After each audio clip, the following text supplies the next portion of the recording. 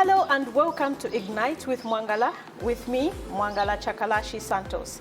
Now remember, the aim of this show is to bring you real people with real stories meant to leave a lasting and positive impact on your lives.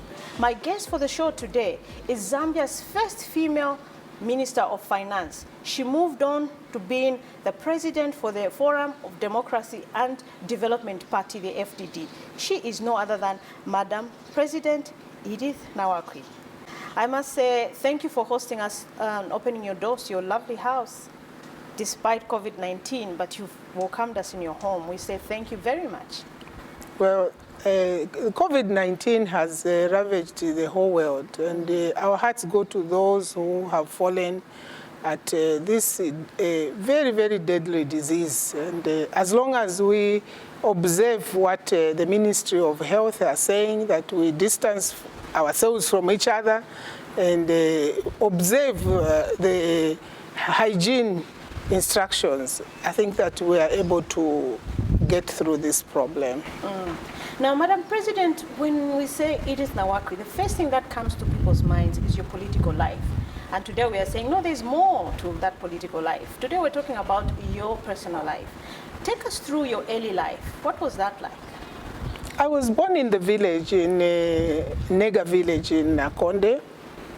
At that time it was a soccer district. I grew up as a child of subsistence farmers. A life that required us to wake up very, very early to go into the fields. And when you ask about that life, what comes to my mind is the long walks to school. I remember from grade 1 to grade 7, I used to walk every day 16 kilometers either way. That's 32 kilometers to go to school. But I'll always be at school by 7 o'clock and get home around 19 hours, because the art of doing that was that I had to run, sprint either way, going to school very early. My mother would wake me up around 3 a.m. to tell me that I should get ready to go to school. And then after school, whenever the school closes, I start running back to the village. So that was every day 32 kilometers.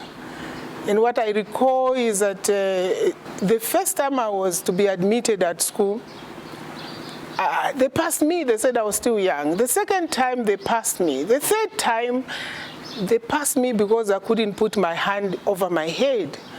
And I noticed that that was my last chance, and I wailed. I cried bitterly, and the person who was selecting grade 1s came back and they pulled me. I said, you know, you've left me again. This is the third time.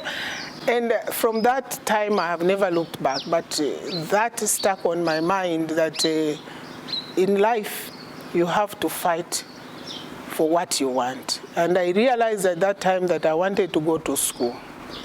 And I have never looked back. I was in grade 1 and then up to grade 12, went to Kasama Girls, stayed in Kasama Girls literally for the full 5 years without really having the opportunity of frequently going back to the village, because I couldn't afford transport back to the villages. There were days when I would say, no, I miss my parents and want to go back. I would go back on the train. I think you recall that in the early part of the 70s, going to the 80s, that's when the Tazara line was being built. And they would carry these long wagons which are empty. So you go on the back as a stowaway to be able to get to school and back. I look at that period not with a sense of I was poor. I look at it as it was a challenge, because all I needed was to get to school. Mind you, the opposite of not going to school is not like these days where they say, if you don't go to school, as a young girl, the alternative for me was not don't go to school so that you get married. The alternative was, if you don't go to school, you have to wake up at 4 to go to the fields. So I chose going to school. Wow. Would you attribute the woman that you've become now to that early life? Yes, definitely, because it was a life of hard work. You have to wake up very early, go to the fields, dig in the field, plant, harvest, get home. If I get home at 18 hours and there's no water, my mother would say, go and draw water, and I'll go alone to the stream to draw water. Don't burn your food, because my mother would ask you to eat all the burnt beans. How old were you when that was happening to you? I think between the ages of 9 and 13. I mean, a life where your parents are saying you must work. It's like you are the one who has to do all the chores in the home. Nowadays, the children will tell you, you are troubling me, but you never dare say you are tired, because if there's no water, you have to collect. If there's no firewood in the home, you have to collect the firewood. So, and look at the difference with our children who are growing, thinking that bread grows in the fridge. They have a different attitude to life. They think they don't have to work hard. Even in school, you have, as parents, to do their homework. My mother didn't have the opportunity to go to school, and my father didn't have the opportunity to go to school. They didn't even know what was in my exercise books. All I would tell them is that I passed number 1. I passed number 1. I passed number 1. I brought them this sign that at the school they've given me a gift. That's all. The very next day, if it's holiday, let's go to the fields. Never can you sit down and read. So we had to format our education those days to doing everything in class, homework and everything. When you go home, time for house chores. Now, let's talk about your university days. What was that like for you? We went to Kasama Girls, and I noticed this week that most of my former schoolmates, we are on a chat. And this week was about remembering Kasama Girls. And it was very interesting. I mean, you remember those days when we went to Form 1, and you went to the school. We had at Kasama Girl a very large group of teachers from many nations. We had Australians, we had Egyptians, we had Scottish, Americans, Canadians, and you know, I'm coming from a village, being told by Mr. Singogo, and I get into this scenario where all of a sudden, by the way, from grade 1 to 7, you never even were taught in English. You continued to, I mean, the English language was an exam, not a way of instruction. But then you get to Kasama Girls, you have Mrs. Reed. She's your English teacher. She's from Australia. You have a geography teacher from Holland. You have Mr. El Kazaz from Egypt. He's teaching you mathematics. You have Mr. Costello. And it was quite challenging. And in those early days, mathematics for me was like what children are saying. It's very difficult. But I was in a class called Blue, supposedly of bright kids. And whenever they give me mathematics, I was like, it's difficult, it's difficult. And Mr. Costello, my maths teacher, came in one day with a brazier in the classroom and an egg and a pan, and said to me, do you know how to fry an egg? I said, yes, Mr. Costello, because I was quite good at that. He says, okay, here's a pan. Put the egg on the pan. Can you flip it? So I threw it in the air and flipped it. And it flipped. He says, come on, mathematics is as easy as flipping an egg. And that's how my mind flipped. This notion that maths is difficult for young girls and boys, it's just an attitude. And I'm a perfect example of people who used to think mathematics is difficult. I'm proud to say that I did pass mathematics and go to University of Zambia. And arriving in Lusaka from the village, you have these traffic lights and all the, very, very challenging. But the good thing is that 12 of us moved from Kasama Girls to the University of Zambia, and we kept together, and we are still together. And we supported each other. We got into the scripture union like we had done from school, and that was a support system. Amongst us, the 12, some went to education, some went to economics, And I'm proud of what my class has achieved, because we've even produced professors. I know Julie is lecturing at Sussex as a professor in economics. I have friends who have, almost all of us got master's degrees. I think we were good girls. The university had its own challenges, but that's a time that the economy was transiting from plenty to starting to think that you can go to a dining hall and have a meal only of eggs. We hear stories of those who went early that they used to have 5-course meals. We are the class that I think started to transit to looking at what is Zambia going through now. And at university, that's where I joined debating clubs, theater clubs, acting, and I was very good even at secondary school as an actress on Shakespeare plays. And on drama, for me, I think that that is one class I enjoyed. I guess that's something that most Zambians don't know about you, that you can actually act. Where I mean, I can act, and they used to give me the male roles, and those were very good. I mean, it's good when you come to bury Caesar, not to praise him. And the evil that men do shall live after them. And the metaphors, the similes, they really intrigue me, that you can finish a conversation. By the time someone comes to realize you have placed your point and they are not aware of what you've said, they only realize 2-3 minutes later, oh, is that what she said? But that comes from the upbringing with our teachers at Kasama Girls. And I am truly grateful to them.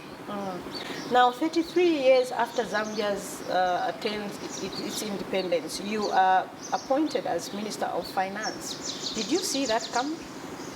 No, I think that came out of our initial involvement in the groups that could see, after I come back from the United Kingdom to do my Master of Science in Environmental Technology and Energy Policy, I come back to Zambia, and there's this talk that you can make diesel from grass. And mind you, I'm coming from an energy economics class, and I know that, yes, biodiesel is a possibility. But you can't just go in the wilderness and cut grass and put in a drum and make diesel. I realize that, you see, knowledge is something which is very important. But when I came from school in the UK, I noticed that, you know, you had to queue for everything. Those were the days when you find people queuing at ambassador funeral. They are queuing to body view, and you just join because you think there's cooking oil ahead or soap or something.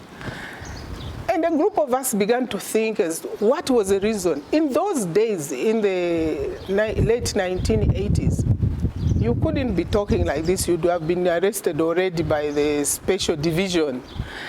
And I thought to myself, I've come from school, I'm educated in a class at Imperial College, and here I am, where's my input? I went to university in the UK on a scholarship from the British Council. I was on study leave from Ministry of Power, Transport and Communication. We had just started the Energy Department, which now has become the Ministry of Energy. And there were professionals there, engineers and ourselves as economists. And you see, having traveled, I thought to myself, is this the way life is going to be for the rest of my life? And we realized that in Zambia at the time, you could not talk freely. And if you can't talk, if you can't discuss your lives as families, people in bars will be whispering, where is our country going to go? So a group of us got together, and we began to talk about the fact that you cannot develop the country if you don't have democracy. Whether it is at the child level, if a child is oppressed, that child will not perform in class. It's equally true in the economic life of a country. If people are not free to talk about their lives, then you cannot have development. Because it's only when you free the initiative that is in a human being that you can release their full potential. So we began to talk about the fact that democracy is a prerequisite for development. And that's what it triggered the multi-party debate. And I quickly went back to Minister of Power, Transport and Communication and filed in 1 year leave. I started selling on the street in Winjifum Road. I would make scones, sell on the street. I started selling at Soweto Market, which I had started when I was at University of Zambia. I had a stand at the market there. Whenever they gave us 20 kwachas to go back to our villages, I looked at it, I said, well, if I go to Nakonde, I may not come back because my parents may not put me on the bus back to Lusaka. So I then just packed my job, hardly a year having come from my studies in the UK with very good certificates. And I went back to the market. And that provided a window for me to do other things, like canvassing for reintroduction of multipartyism. So when we came to finally be in government, I was the first appointed Deputy Minister of Energy. And by the way, if you recall the Mulungushi meeting, it's a reporter who gave me a job. One young lady said, Mr. President, meaning our late President Chiluba, your cabinet has no women. And the president says, oh, by the way, Edith Nawakwi is Deputy Minister for Energy, and Kabunda Kayongo is in the Ministry of Agriculture. So the first women in MMD that had cabinet-like portfolios were appointed by a young reporter. And despite the fact that I did contribute immensely to crafting the structure of the energy sector in Zambia as a policy of the MMD then. And from there, I think that I've never looked back. The instructions were that I needed to prove within a year that the Ministry of Energy was viable because it was created at Mulungushi. And within a year, we proved that the Ministry of Energy was viable. And later, I was transferred to ministry to be cabinet minister and then Minister of Agriculture. So one day I was just called that, well, you're going to be Minister of Finance. I looked at myself, I was looking a bit petite and small. I said, oh, will I do it? And the president said, the problem with you is you don't have self-confidence. You can do it.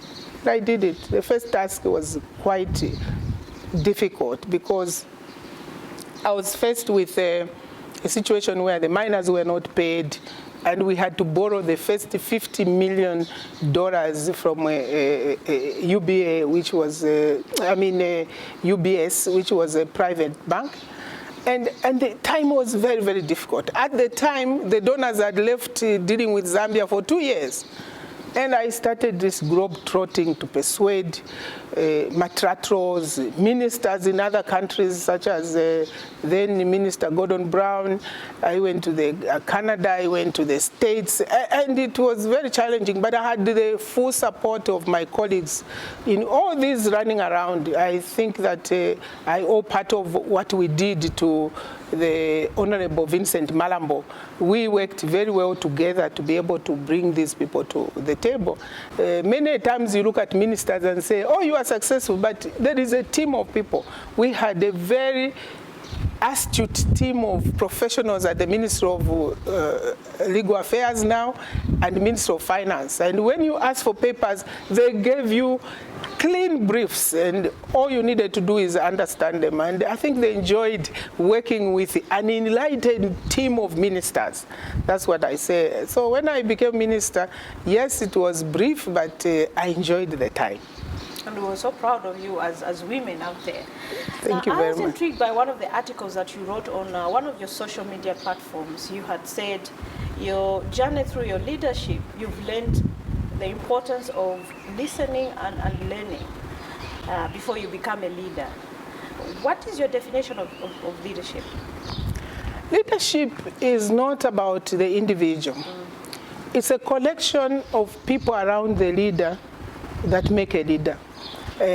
I'm sure when I'm president and you are near me, you advise me on how to pose on a camera because you are trained on how to package, your clients. You can be minister, you can be very, very intelligent, but let's take Minister of Finance. There's the Department of External Loans, the Department of Local Loans, the department that deals with the claims, the department that deals with budgets.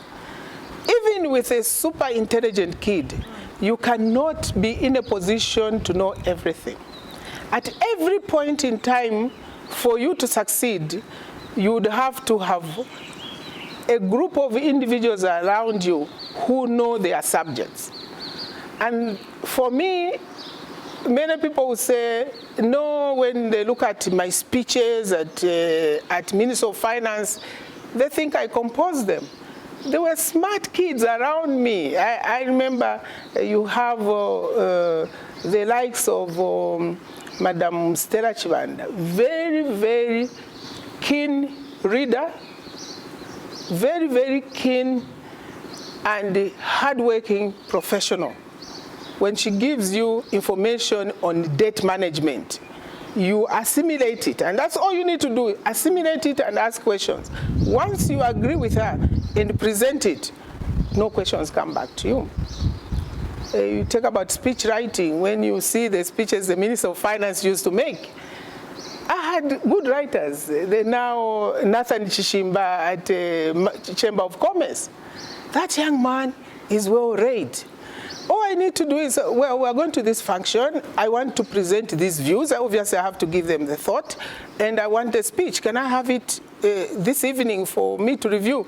When it comes, it will be a few commas or something. It's like they are reading your mind. You need a collection of people around you who understand your vision, who share your vision, and who know where you want the country to be. At that point, you call yourself a leader. There's no leader who knows it all. I think that even Jesus had disciples. And if you look at the collection of disciples that Jesus had, you even had the tax collectors, carpenters, fishermen. And it's a very, very good example of Jesus' life, because when he wanted fish, he turned to the fisherman, can you cast the net?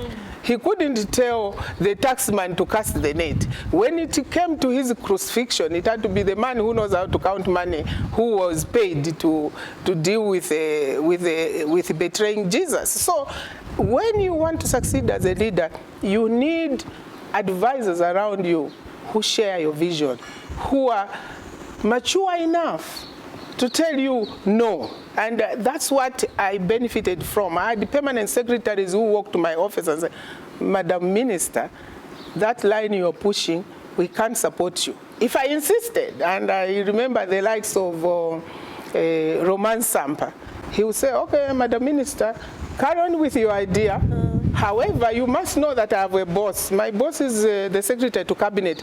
I am right away informing the Secretary to Cabinet that we have advised you like this, but you've insisted on this option, which has this particular of implications on public policy.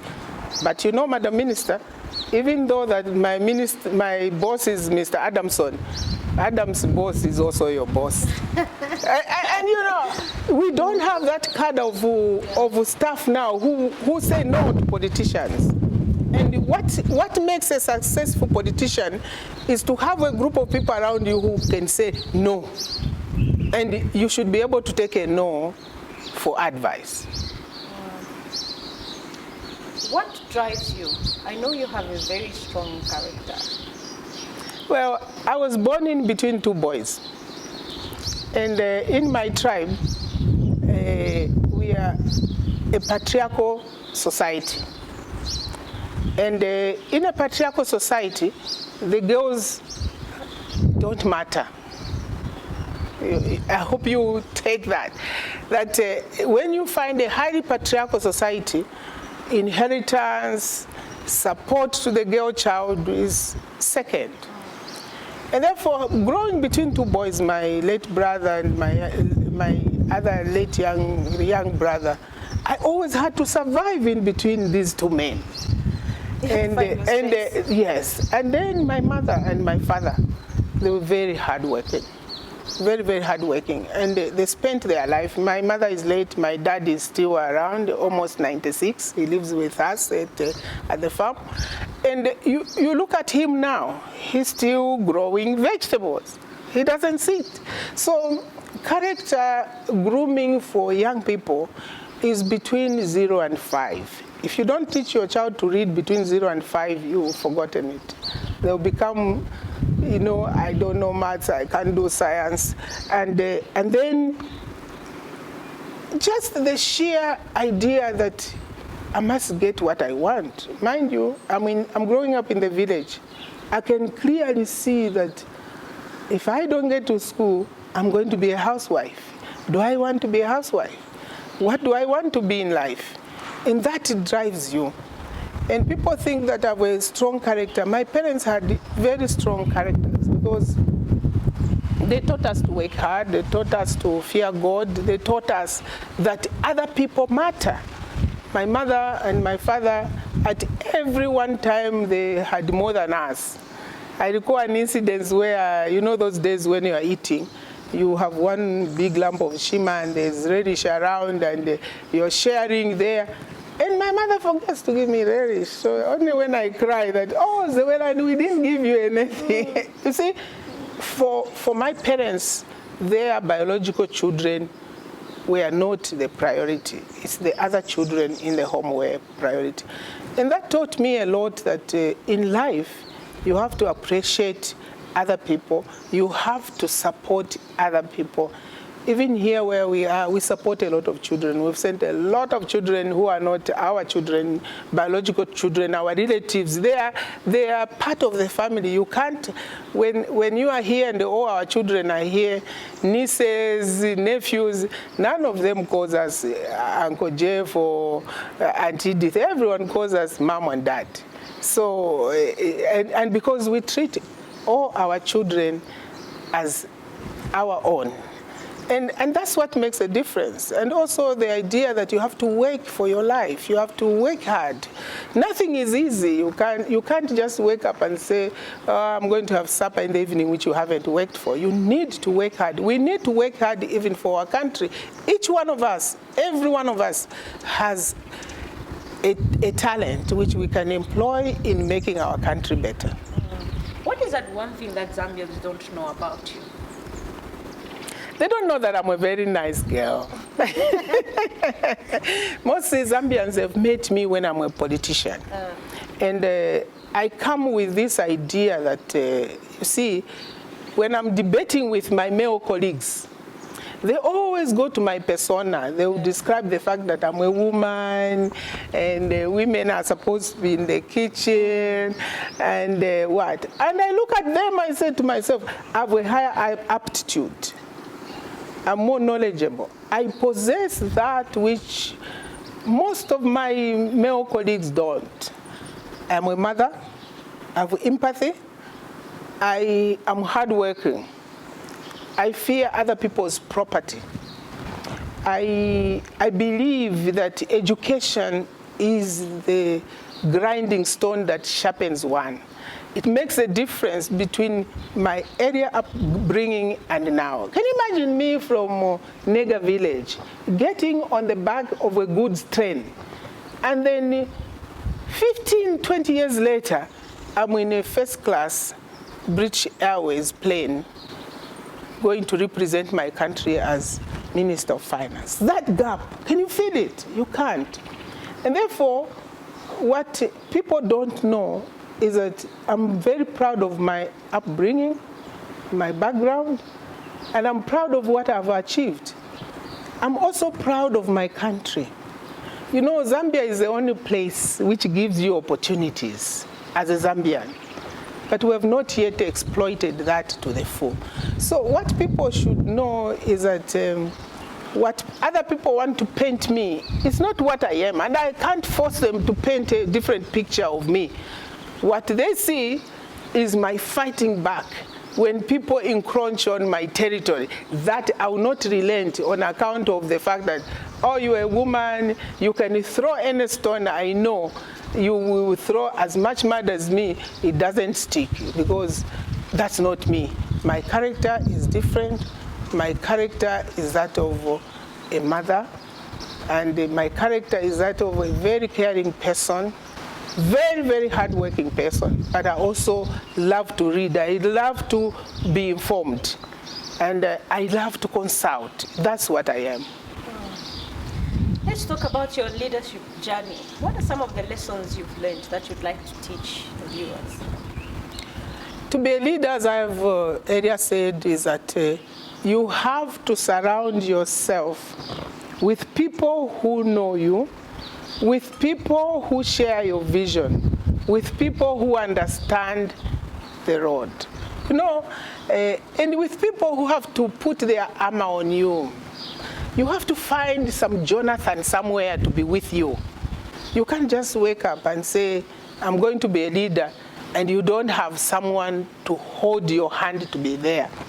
And this is what is true whether you are a deputy head girl at Kasama Girls, whether you are in the scripture union, whether you are in the drama club.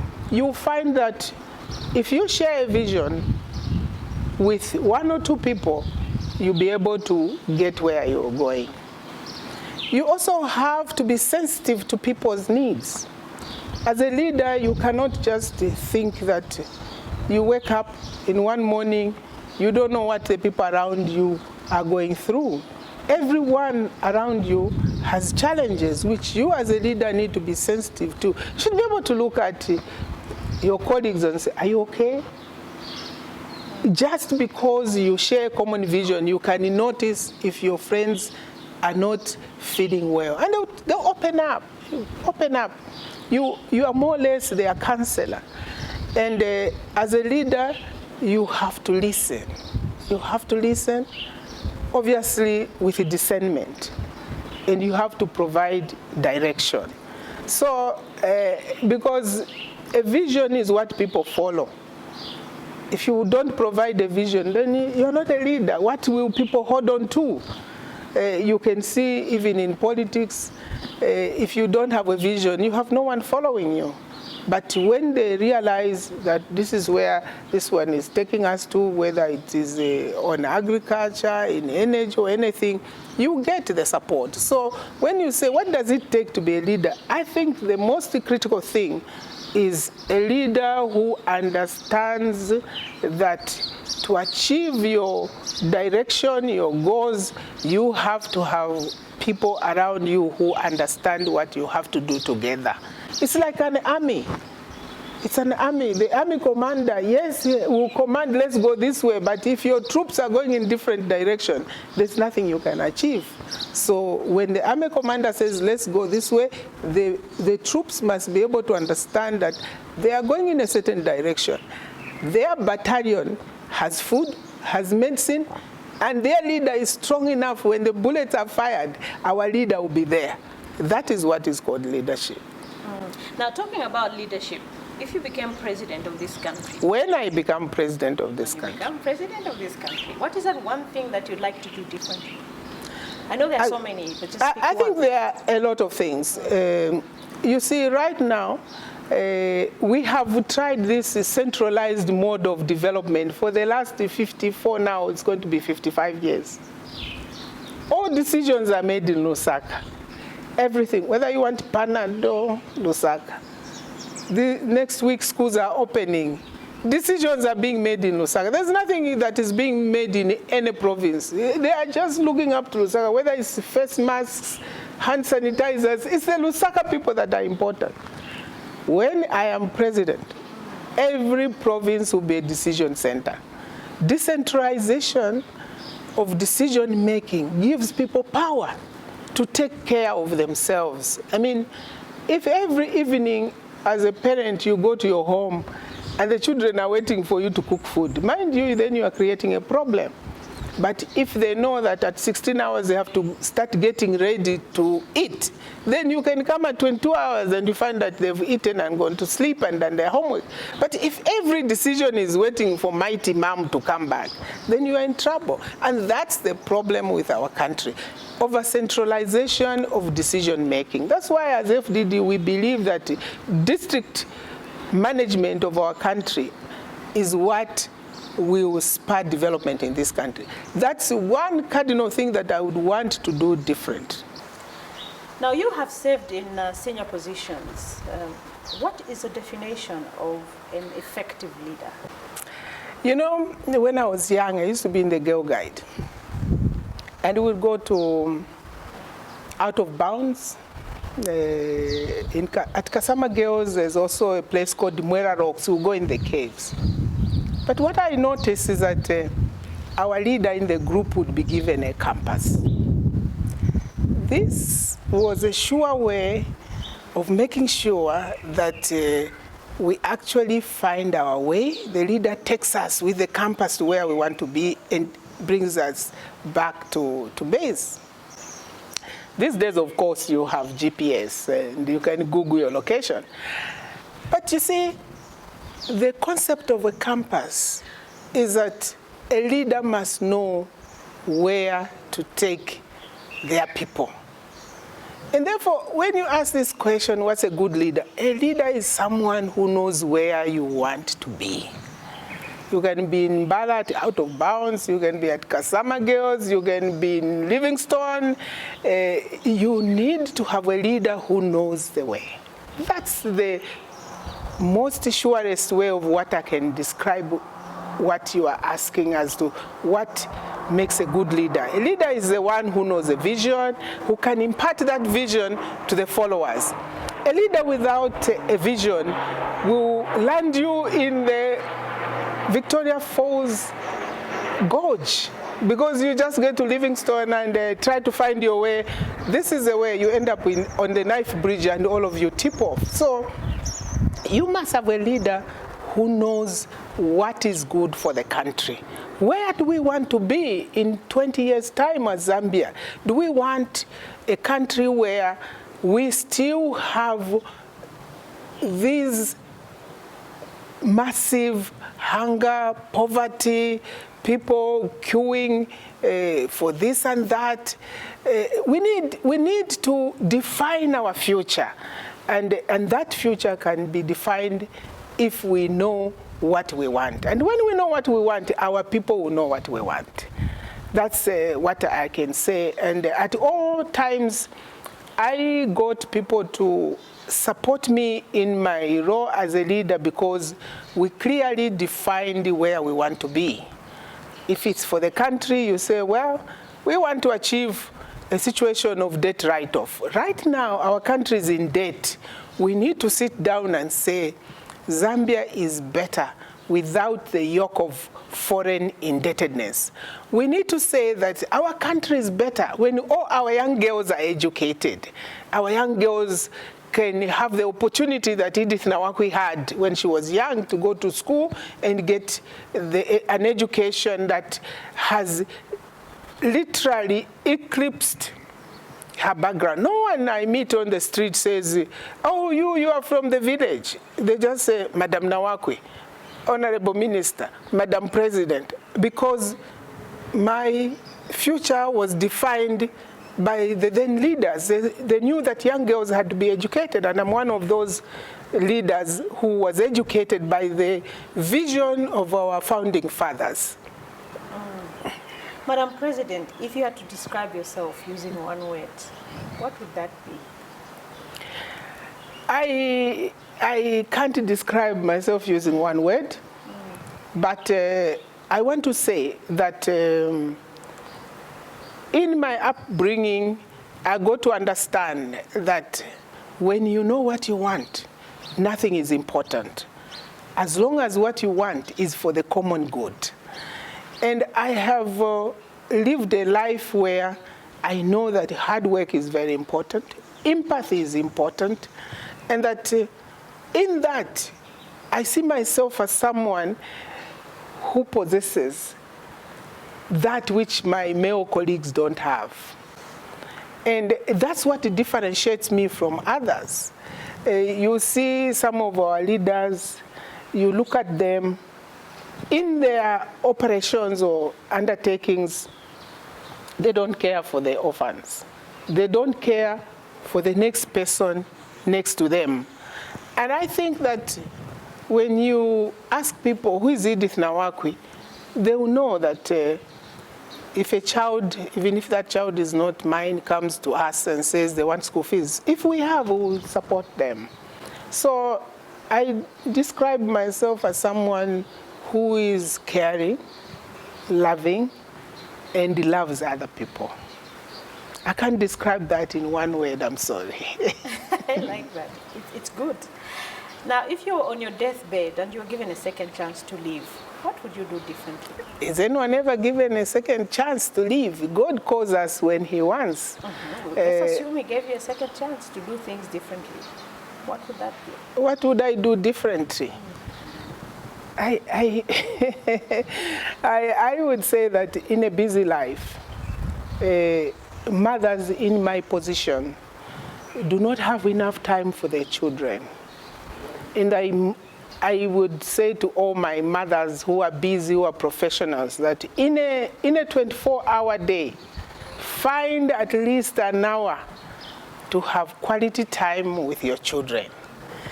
That's what I think in my busy life of running between continents, ministries, long hours, that I still feel that I didn't spend enough time with my children. So if God were to give me another life, I would tilt a 24-hour clock to start with. The very first 3 hours is quality family time. Now, I know so many young women out there that you inspire. They look up to you as a role model. What message do you have for them? I think the first message is that school is very important. I know that these days our children are saying that, what's the difference? You finish school, you're a teacher, you are not posted, you're a nurse, you are not, but you have that education. And I think that what we have done wrong as a country and as a continent is that we have tailored our education system to the white-collar jobs. So if I were to inspire my young girls and boys, I'm a mother of boys and girls, I like to say that education gives you the key to life. It doesn't give you the key to a job. And the way this country has been brought up as a country to think that unless you get a white-collar job, you are not important, is a reflection of our colonial past. At independence, we had hardly 100 graduates. So the country moved in to get our people educated to fill administrative position. And that's what we've carried on. Time has come now for young people to understand that you can get a PhD in environmental science, but aim to be an entrepreneur. I look forward to a day when I go to a classroom of girls and boys and I say, what do you want to be? And they say, I want to be a millionaire. I want to be an entrepreneur.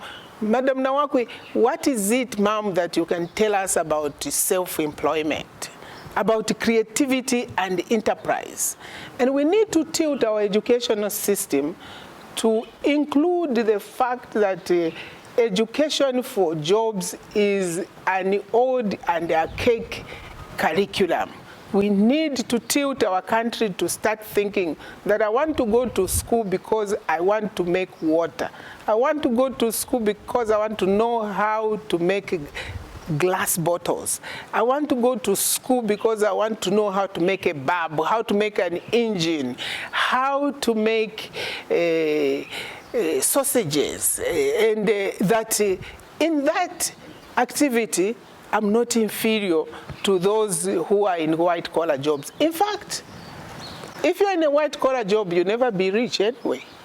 And why do you want to be rich? Because if you have, you can share with those that don't have. But you can't share your salary as a teacher, your salary as a doctor. So if even a quarter of our population became entrepreneurs, that will create wealth in households. And that's what I would like to inspire our young people that, please, when I went to school, the curriculum was that you must be a teacher, you must be a doctor. It's only in later life. By the way, I came back from my master's having worked for 8 years and I left, I went to sell on the street.